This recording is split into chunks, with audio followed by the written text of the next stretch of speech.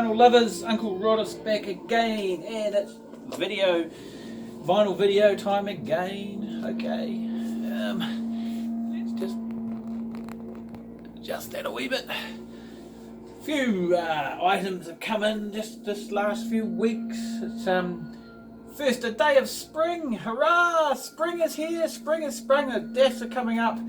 It's bloody warm outside. I should be working, but I've been at home doing bookwork this morning, sending out invoices so that I can pay for more records. Fancy that. A few miscellaneous things come in recently. This book, which someone flashed around on Facebook recently, and I had to go out and buy a copy because it looked pretty cool. The Complete David Bowie by Nicholas Pegg. This is the expanded and updated version. It's been in print for quite some time, and this was updated very soon after his death, so it covers everything up to Black Star. Doesn't cover the last 3 box sets that were released since he's passed away, but does cover the first 2 box sets that came out. Very, very comprehensive catalogue of and write-ups on his records and all the live stuff and all the old stuff and all the movies and the concerts. I mean, just so much. And if you're an avid fanatical Bowie collector, then you probably already got this, or you should get this, and there's enough stuff in here to keep you collecting for several lifetimes. Right, yes, so I've been perusing that and listening to Bowie records and stuff. A couple of gigs I went to last weekend, very cool. And I didn't grab the other record. I went to Jenny Mitchell, her first ever gig with a live band, because she usually plays solo, and she's got a new LP coming out. She is a country songstress young lady from Gore, small tiny wee town in the deep south of the South Island. It was a lovely concert, very, very good sound, wonderful songwriter, great music. The new album sounds really cool. Can't wait for it to come out on vinyl in October, I believe. And yeah, I really enjoyed the concert. The next night was a little bit noisier.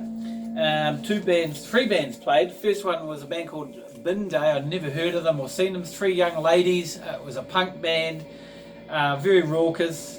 Yeah, really cool. Really enjoyed them actually. Great set. Followed by, and I was surprised at the order of the bands played. It was the first time I've been to a venue called 12 Bar in Christchurch. I thought it was more of a trendy it's a fairly new venue, right next to the Dark Room, which I go to a lot, or have done in the past.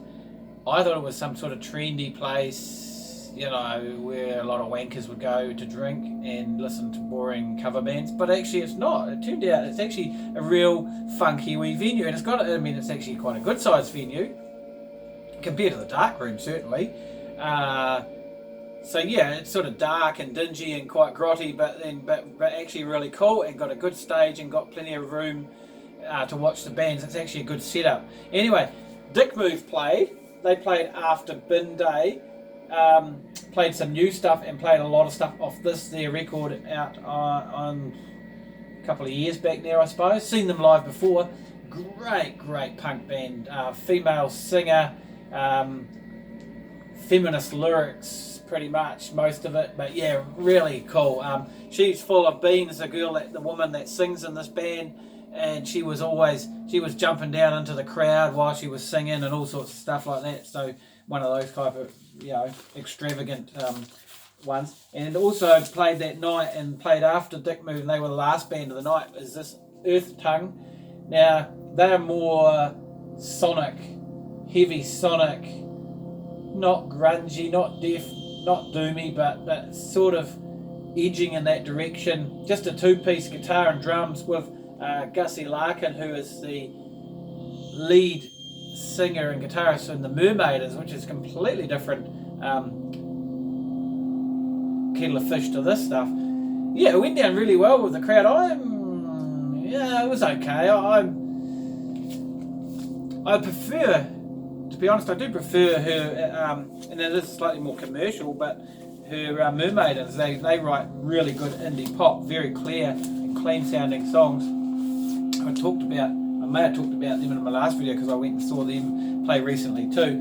And just another touch on was recently I went and saw Mr. Troy Kingy perform a fair chunk of this album, if not all of it, because that was what the tour was about, with Delaney Davidson, who co-wrote and produced a lot of the stuff on this record. This is Troy's best LP so far. He's got a couple more coming out very soon, from 2021. The show was just the two of them. Fantastic visuals, fantastic show. Troy is an absolutely stunning singer. Really, really impressed. The wife went there to that one and she was very, very impressed as well. Now, droning along behind me, I finally got round to jumping on this. This is by a band called Surface of the Earth. This was their very first release, I believe, or first full-length album release way back in 1996. This, as you can hear, is a lo-fi, droney kind of underground type band. The LP is self-titled. Now, this is the first time on vinyl. It was released on cassette, and then very soon afterwards it was released in a very limited edition lathe cut, Peter King lathe cut of 30 copies. So good luck getting your hands on that. Not that you'd probably want to if you actually want any sort of fidelity, because the lathe cuts are really a purely collectible thing. They are not items to be played and listened to a lot. They are very lo-fi, very low sound, poor sound quality, and they generally don't play very well. Certainly the ones that I have. Some people will argue otherwise, but my experience and other people's experiences that I know they do struggle with them. So I tend to keep away from them. Lots of great music, underground music, was put out on lathe cut, particularly through Peter King and now through Electric Johnny and Christchurch. Apparently his lathe cuts are even worse. It's really just a novelty thing for people who want to put out stuff, but it's certainly very collectible because they're done in real time. They are very, very low numbers, runs, 20, 30 copies, maybe 50 at the maximum. Certainly the music's not going to sell in big numbers. But anyway, this came out in 3 versions, but mainly just the cover variations. They have a gold version and a silver version, and then just the standard black version. I don't know, there's only about 150 copies of this maybe, and then 100 copies of the other ones. The other ones were sold out. It took me a while to jump on it because I could not find it in New Zealand, and the postage was astronomical. I think the postage was actually more than the record to get it from the States. So it's a real shame, but in the end, FOMO got the better of me because I did not want to miss out, and so I jumped on it. And I like this sort of stuff, you know. This one here has been on pre-order for quite some time. The band is called Outsiders. Now they're a local band from here from my hometown of Christchurch, the nearest city to me. It's a 5-track EP, although it's a 33 RPM, and they are reasonably long tracks, and it's called Manumit. This is it's all over the place. It's sort of proggy, jazzy, poppy. Yeah, there's a real mix of stuff. It's quite cool. I'm quite impressed with it. It's been a while waiting for it, so it's glad it finally turned up. Just arrived hot off the press today. I had to listen to it this morning. Now I should be at work, but I've been at home doing paperwork, as I said. So when these arrived just after I'd finished doing my morning's bookwork, I jumped on the stereo. Mott, her second LP, just come out this week on Bada Bing Records, recorded in Lilton, with her playing most of the instruments, but Ben Woods is supporting, and we'll get to him in a minute. So Anita, his first album absolutely awesome record she put out way back in 2015 called Strange Dreams, which I showed in a very, very early video. Seen her play several times on her own, but also she is really, really involved in the local music scene. She plays on a lot of people's records. She plays in a lot of people's bands. I've seen her supporting several bands, Ben Woods for one. Recently she played with the Renderers, awesome gig over in Lytton. She is playing with Don McGlashan and his band later in the year, which I hope to get to see. So this is kind of soundscapey, atmospheric-y. There are some vocal tracks on it. Her and her violin and some synthesizers and some just bits and pieces.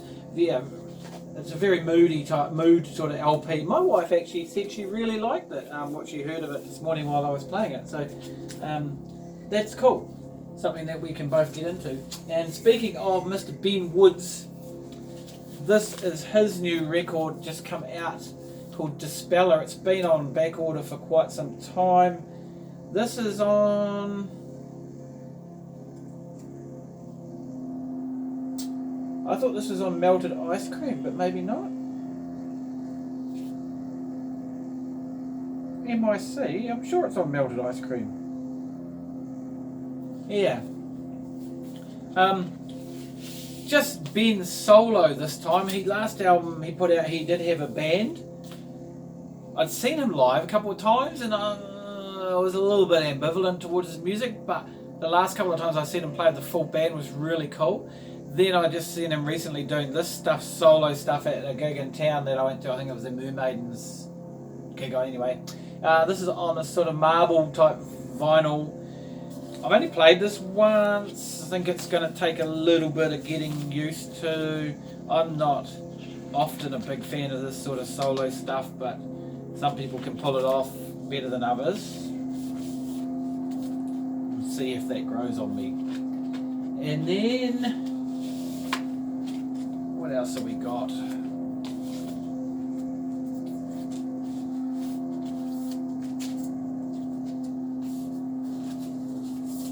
Right, so on the internet I came across, I don't know how now, but I bought it out of the Flying Nun shop up in Wellington.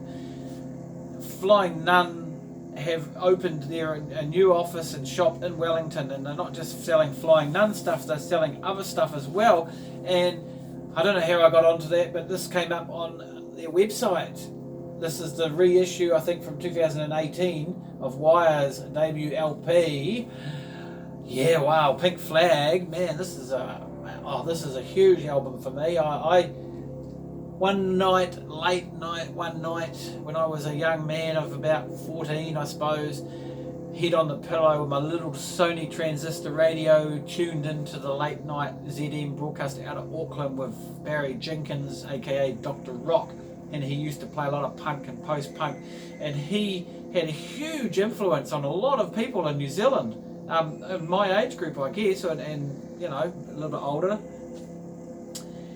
Yeah, he had a massive. He was on Radio Pictures, which was a big influence also, but I didn't see him. I was a bit too young when I catch him on Radio Pictures, but I did catch his ZM broadcasts after midnight, which were very alternative shows, and I still have massive memories of lying there at night and hearing these esoteric, exotic sounds coming out of my little radio. And one night, 1.2XU came blaring out of that radio, and that was just floored me. And I did pick this LP up eventually later on.